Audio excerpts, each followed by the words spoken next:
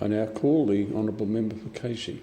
Thank you very much, Mr Deputy Speaker. From my earliest days in this House, I've been a passionate supporter of the State of Israel and an advocate for a real and lasting peace in the Middle East. Mr Deputy Speaker, that peace, of course, must be built on the principle of a negotiated two-state solution that delivers peace and security. Mr Deputy Speaker, these are the principles for any genuine resolution to the Middle East conflict. And those principles are now under threat by the unilateral Palestinian bid for statehood in the United Nations. Mr Deputy Speaker, the central theme of the Middle East conflict has been the consistent refusal, Arab refusal, to accept the natural Jewish right to national self-determination in the ancestral homeland of the Jews. There is no moral equivalency to be found here. Mr Deputy Speaker, in 1937, 47, 67 and a decade ago, the Palestinian Arabs rejected diplomatic proposals that would have granted them political independence. And why, Mr Deputy Speaker? Essentially because those proposals required territorial compromise and the acceptance of Jewish statehood.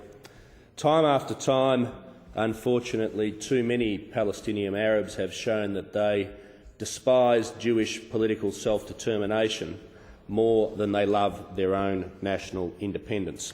And that has proved to be a tragic recipe for 90 years of tears, blood and destruction.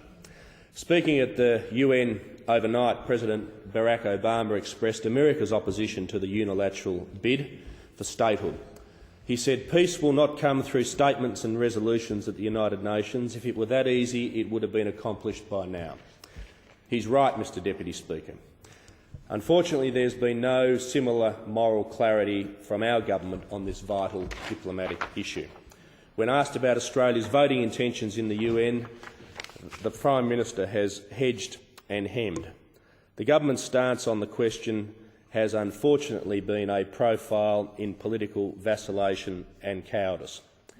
Mr Deputy Speaker, we would do well to recall that the ruling jihadi Hamas regime in Gaza is dedicated not only to Israel's destruction, but to the murder of Jews across the planet.